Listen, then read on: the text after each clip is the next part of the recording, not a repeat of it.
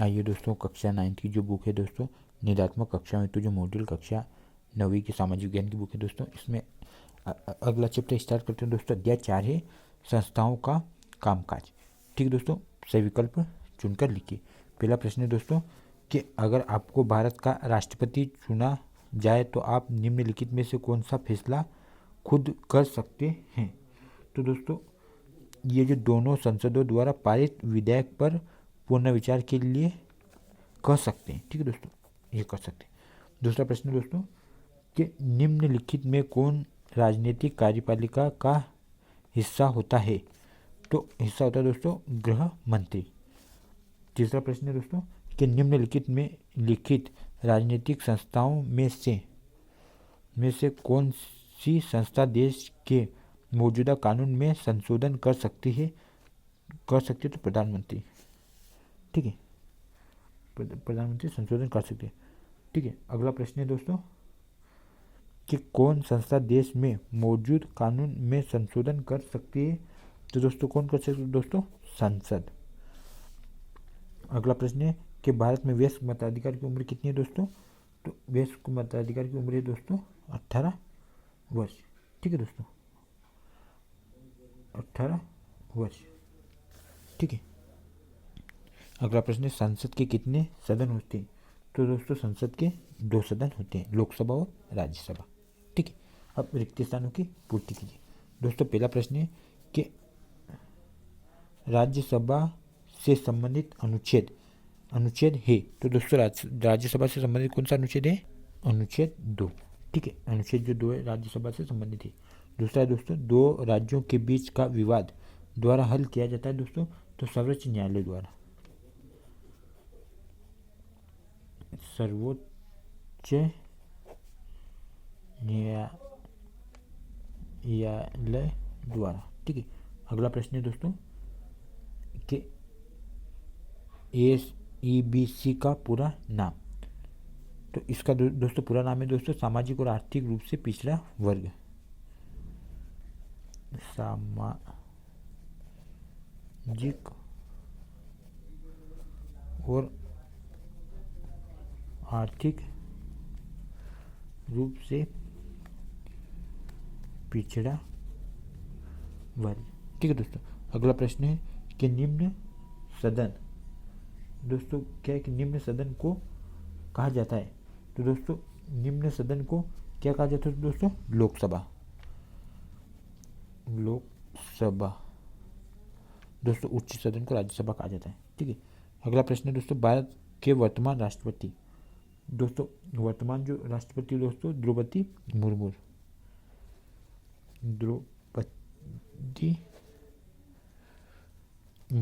ठीक है, अब अगला प्रश्न है दोस्तों चौथा कि मंडल आयोग ने आरक्षण देने की सिफारिश की। तो दोस्तों मंडल आयोग ने आरक्षण देने की सिफारिश कब की। मंडल आयोग दोस्तों 1980 में आया। और दोस्तों ओबीसी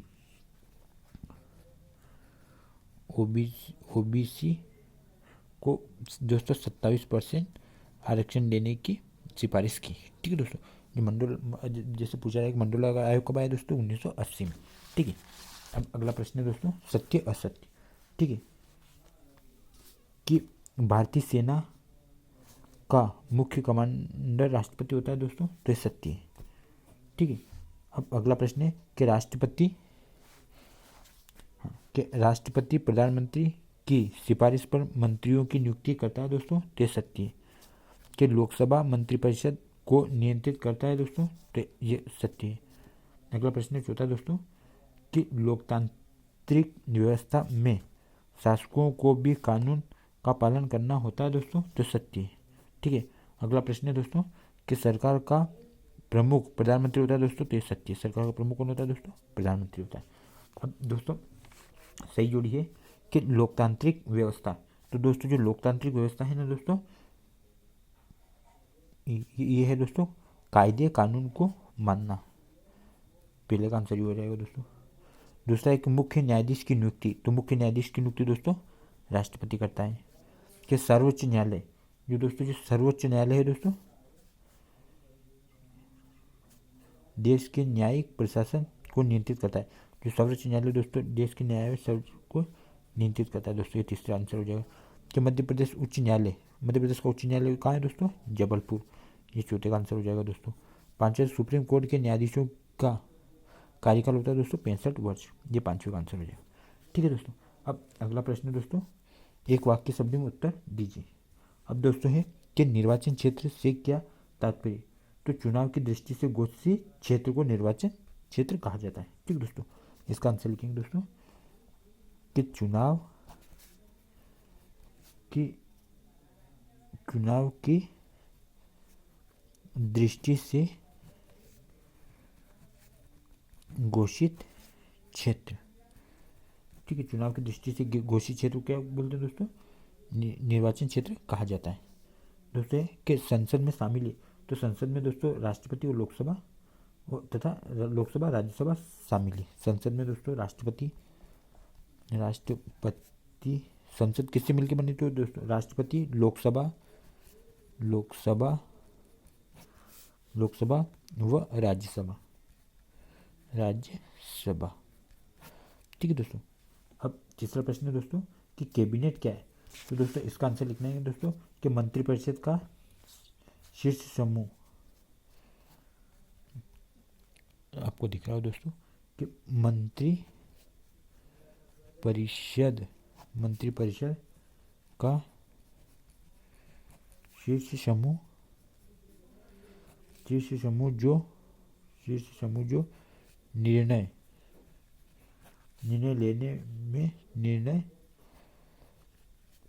लेने में सहभागी होता है। निर्णय लेने में सहभागी होता है, कैबिनेट कहलाता है। अगला प्रश्न है दोस्तों कि गठबंधन सरकार क्या है? ठीक दोस्तों, कि गठबंधन सरकार क्या है दोस्तों? कि विधायिका में जब किसी दल को पूर्ण बहुमत नहीं मिलता तो ऐसे, देखो दोस्तों आंसर लिखना है दोस्तों कि विधायिका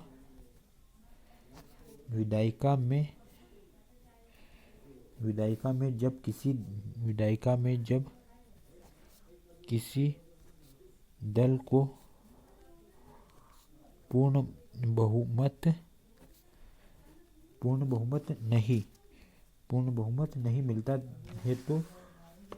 बहुमत नहीं मिलता है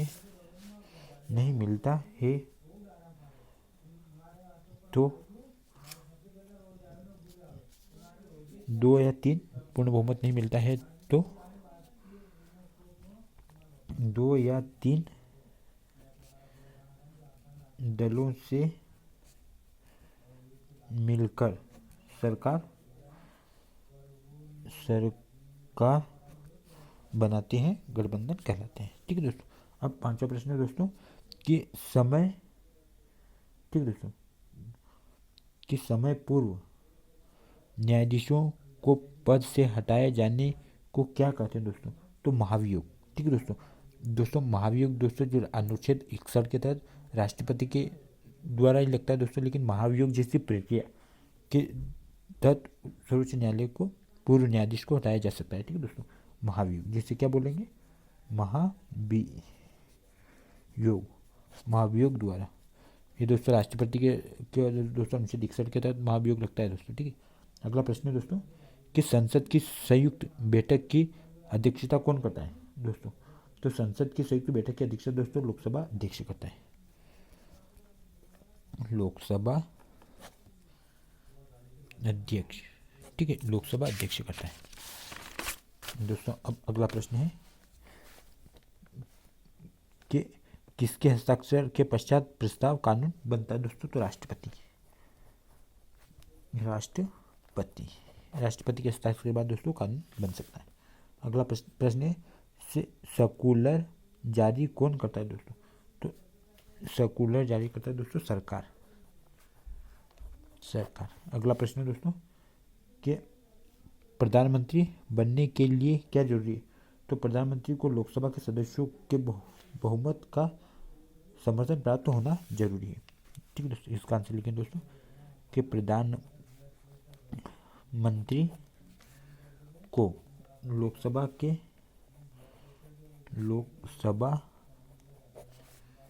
के सदस्यों के बहुमत का समर्थन बहुमत के समर्थन प्राप्त होना चाहिए, प्राप्त होना जरूरी है, ठीक है दोस्तों। अब 10वां प्रश्न है दोस्तों कि दूसरा पिछड़ी जाति आयोग कब बना, वो किसकी अध्यक्षता में बना। तो दोस्तों जो 1 जनवरी 1979 1 जनवरी 1979 को दूसरा पिछड़ा आयोग बना दोस्तों। और किसकी अध्यक्षता में बना दोस्तों, वो बीपी मंडल की अध्यक्षता में ठीक है दोस्तों। अगला प्रश्न दोस्तों कि इंदिरा साहनी एवं अन्य बनाम भारत सरकार का मामला किससे संबंधित है। तो दोस्तों ये मंडल जजमेंट से संबंधित है, मंडल जजमेंट, ठीक है दोस्तों। अब देखो दोस्तों, अब ये प्रश्न है अति लघुत्तर वाले प्रश्न, ठीक है, ये करते हैं दोस्तों। सर आपको दिख रहा हो देखो दोस्तों पहला प्रश्न है कि डीटी पिछड़े वर्ग आयोग को किस नाम से जाना जाता है, ठीक है दोस्तों। तो इसका आंसर लिखना दोस्तों कि मंडल आयोग के नाम से, मंडल आयोग के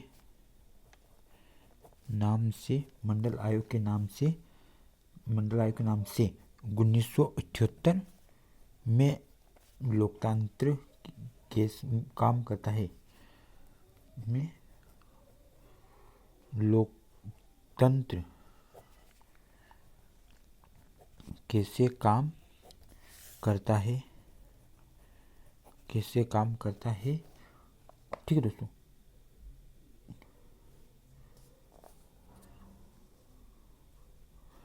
कैसे काम करता है दोस्तों, ये इसका आंसर हो गया दोस्तों, ठीक है। डीटी पिछड़े वर्ग आयोग किस नाम से जाना जाता है, तो मंडल आयोग के नाम से 1978 में लोकतंत्र कैसे काम करता है, राजनीतिक संस्थाओं द्वारा काम करता है, ठीक है दोस्तों। अब दूसरा प्रश्न है दोस्तों कि 1978 में लोकतंत्र कैसे काम करता है दोस्तों। तो लोकतंत्र राजनीतिक संस्थाओं द्वारा काम करता है, ठीक है दोस्तों। इसका आंसर लिखना है दोस्तों कि 1978 में लोकतंत्र कैसे काम करता है दोस्तों। तो लोकतंत्र राजनीतिक संस्थाओं द्वारा काम करता है,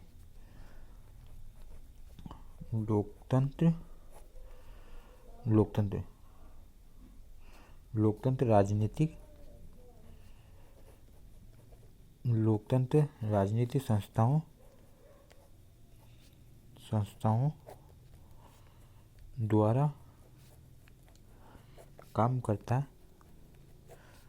द्वारा काम करता है, ठीक है दोस्तों। अब तीसरा प्रश्न है दोस्तों कि मंत्रिमंडल क्या करता है, ठीक है दोस्तों। मंत्रिमंडल देश से संबंधित बड़े बड़े निर्णय करता है, मंत्रिमंडल देश से संबंधित बड़े बड़े निर्णय करता है, ठीक है दोस्तों। अब चौथा प्रश्न है दोस्तों कि सर्वोच्च न्यायालय का क्या काम है। तो सर्वोच्च न्यायालय का क्या काम है दोस्तों कि वह संस्था जो कानूनों नीतियों द्वारा उनके कार्यरूप से जुड़े विवादों का समाधान करता है, कि वह संस्था जो कानूनों नीतियों तथा उनके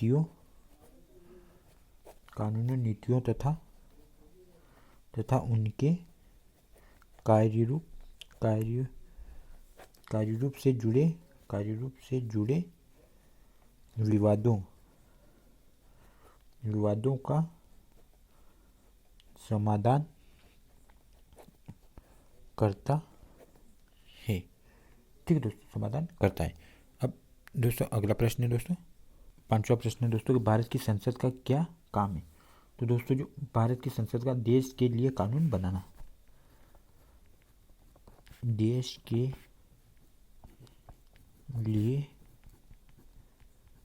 लिए कानून बनाना, ठीक है। अगला प्रश्न है दोस्तों कि मंत्रिपरिषद की अध्यक्षता करता है। तो दोस्तों मंत्रिपरिषद की अध्यक्षता कौन करता है दोस्तों? प्रधानमंत्री।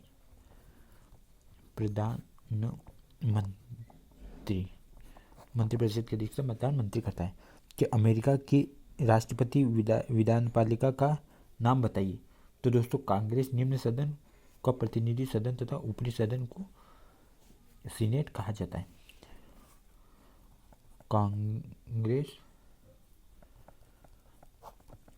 कांग्रेस निम्न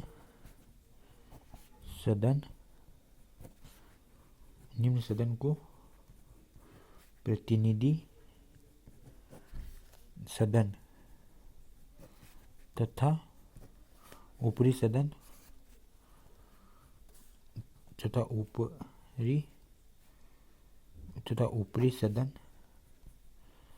सदन को सीनेट कहा जाता है। दोस्तों जैसे ऊपरी सदन या उच्च सदन या निम्न सदन, जैसे दोस्तों उच्च सदन राज्यसभा को कहा जाता है और निम्न सदन लोकसभा को कहा जाता है। 8वां प्रश्न के ब्रिटिश विधान पालिका को क्या कहते हैं? विधान पालिका को क्या कहते हैं? कि संसद निम्न सदन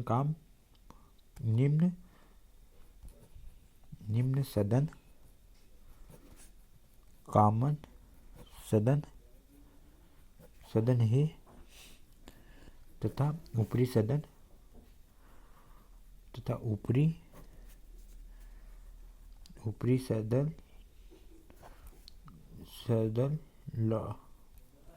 लॉर्ड सदन।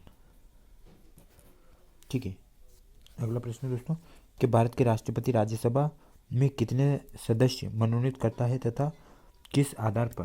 ठीक है दोस्तों, तो भारत के राष्ट्रपति राज्यसभा के लिए कितने सदस्यों को मनोनीत करता है, किस आधार पर? तो दोस्तों 12 सदस्यों को मनोनीत करता है। कितने सदस्यों को दोस्तों? 12 सदस्य के राष्ट्रपति 12 सदस्यों को मनोनीत करता है। जो दोस्तों पहला आंसर तो ये हो गया। अब दूसरा आंसर दोस्तों किससे संबंधित? तो दोस्तों एक तो कला विज्ञान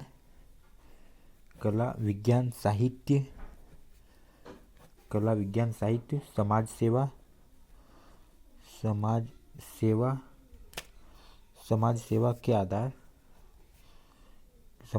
के आधार पर।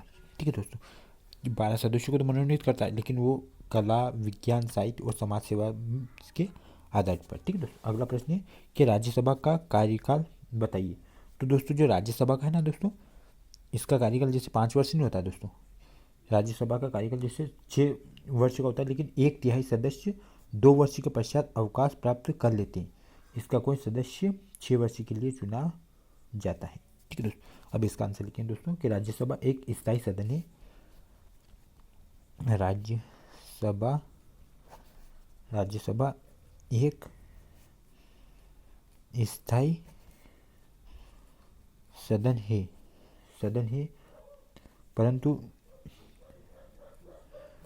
परंतु इसके 1/3 सदस्य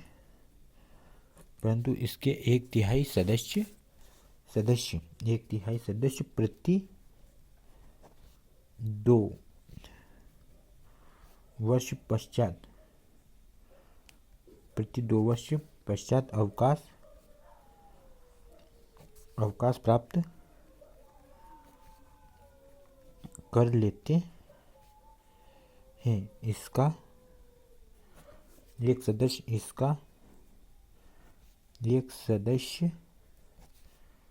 सदस्य 6 वर्ष के लिए